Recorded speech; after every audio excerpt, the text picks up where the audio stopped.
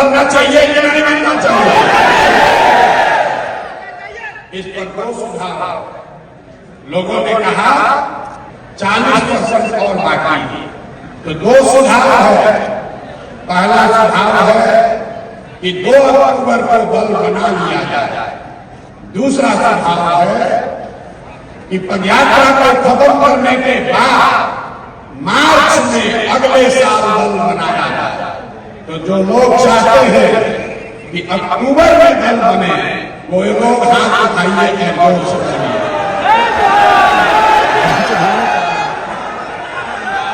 अक्टूबर में कि मार्च में? अक्टूबर में कि मार्च में? गांधी जयंती के दिन। ठीक है, ठीक है, ठीक है। बापू को लेकिन भाई हमने बार बार कहा है कि जो आप तय करोगे वही होगा। अभी आपको उसका नमूना दिखा रहा है। 1.5 लाख, ये सिर्फ आपसे नहीं पूछेंगे, 1.5 लाख पदाधिकारी जो जन सुराग अभियान से अभी जुड़ा हुआ है, कार्यकर्ता नहीं, समर्थक नहीं, 1.5 लाख पदाधिकारी जो इस अभियान से जुड़े हैं, वो लोग अब हर हफ्ते उसमें से 10,000 लोग, जैसे हम लोग आज बैठे हैं, उसी तरीके से 4 तारीख को फिर बैठेंगे। आप लोग नहीं, तो बाकी का दूसरा 10,000। नीतीश कुमार का धन्यवाद करना चाहता है कि उन्होंने बड़ी सभागिरी बनाई है। हम आए उनका प्रचार करने 2015 में, तो एक सभा किए थे जिसमें अपने सभी पार्टी के पदाधिकारियों को बुलाए थे हमसे परिचय कराने के लिए। हमने मेरा अभियान शुरू किया था 2 जून 2015 को। उस समय कृष्ण मेमोरियल हॉल में करीब 2200 लोग आए थे, हम भी थे। 2200 लोग आए थे। 25 साल का पुराना दल, 18 साल से सत्ता में रहने वाला दल अपने सारे पदाधिकारियों को बुलाया तो कृष्ण मेमोरियल हॉल में लोग पक गए। और जन सुराग जब अपने पदाधिकारियों को बुला रहा है तो नीतीश जी ने बड़ा हॉल तो बनाया है, लेकिन जब ये 10 बार भरेगा, 10 बार, तब वो पदाधिकारी एक बार मिल पाएंगे। जब जन सुराग की व्यवस्था बने तो हम लोग को 1 लाख का एक सभागिरी भी बनाना पड़ेगा, तभी एक साथ बात होगी। लेकिन फिर भी ये 10,000 लोगों के लिए एक एडमिशन व्यवस्था नीतीश कुमार कराए हैं, इसलिए उनका मन से सम्मान कर रहे हैं, धन्यवाद कर रहे हैं। दूसरी बात जो ज्यादा महत्वपूर्ण है, मेरी जो भूमिका है, मैंने पहले कहा है और आगे भी इस बात पर कायम है। जो बात मैंने आपको व्यक्तिगत तौर पर कहा, कमरे में बैठकर कहा, छोटी सभाओं में कहा, वही बात को फिर से दोहरा देते हैं। सबके सामने कैमरे पर रिकॉर्ड कर लीजिए। इस दल का नेता प्रशांत किशोर नहीं है। इस दल का नेता वो आदमी है, वो बच्चा है, वो महिला है जो बिहार का सबसे काबिल आदमी है और जिसको सब लोग मिलकर चुनेगा, वही दल का नेता बनेगा। जितना लोग पीछे सोच रहे थे कि भैया आप ही कहीं पर चुनेंगे, तो हम चुनाव में नहीं, हम चुनाव में नहीं हैं।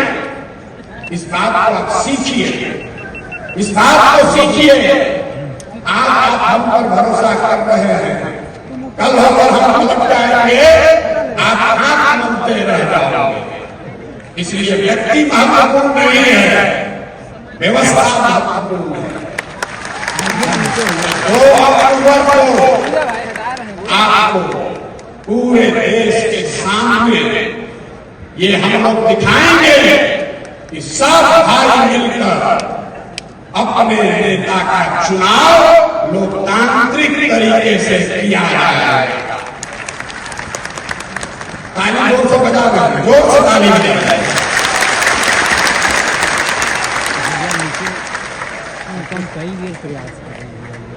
दल का नेता का चुनाव कैसे होगा, कौन बनेगा दल का नेता, तो इससे पहले सबसे मेरी जो जिम्मेवारी है कि आप जैसे जितने लोग जुड़े हैं, ये 10 ऐसी बैठकें कर आपकी सहमति ले।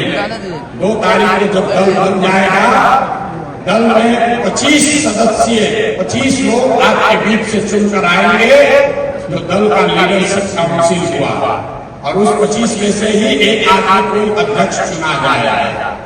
आपको एक बड़ी बात मैंने ये बताई है कि जन चुनाव प्रशांत किशोर का दल नहीं, किसी जाति का दल नहीं, किसी परिवार का दल नहीं, किसी व्यक्ति का दल नहीं, ये बिहार के इन सारे लोगों का दल होगा जो इसको मिलकर बनाएंगे और आगे मिलकर ही चलाएंगे। दूसरी बात हमने कही कि जिस समाज की जितनी संख्या है उसको उतनी भागीदारी हर स्तर पर दिया जाएगा। समझ ये नारा आप बहुत सुने हैं, इसका मतलब क्या है? दल को बनाने वालों में, दल के पदाधिकारियों में, दल के लीडरशिप में, दल से टिकट पाने वालों में और दल से पदों पर मनमोनित किए जाने वाले लोग जब सरकार बन जाए, सब में जिसकी जितनी संख्या है उसको उसके हिसाब से भागीदारी मिले। और 5 बड़े समूह, इसको समझिए, 5 बड़े समूह समाज के बनाए गए। पहला जो जनरल कैटेगरी के लोग हैं, दूसरा जो ओबीसी समाज के भाई हैं, तीसरा जो ईबीसी वर्ग है, अति पिछड़ा समाज है, चौथा जो अनुसूचित जाति जनजाति समाज के लोग हैं, और 5वां जो मुस्लिम समाज के लोग हैं। अगर आप पूरे समाज को कायदे से समझिएगा तो इन 5 बड़े वर्गों में लोगों को आप रख सकते हैं। तो जिस वर्ग की जितनी संख्या है उस वर्ग के इतने लोग दल में पदाधिकारी और दल का नेतृत्व करने के लिए चुने जाएंगे। पहला दल होगा जिसने कहा कि अगर 36% अति पिछड़ा समाज है तो निश्चित तौर पर 70 उम्मीदवार अति पिछड़ा समाज का जरूर बनेगा। अब कुछ लोग कहता है ये तो जात पात का बात होने लगा, ये तो जात पात का बात करने लगे, आप भी दूसरे दल से अलग कैसे हुए?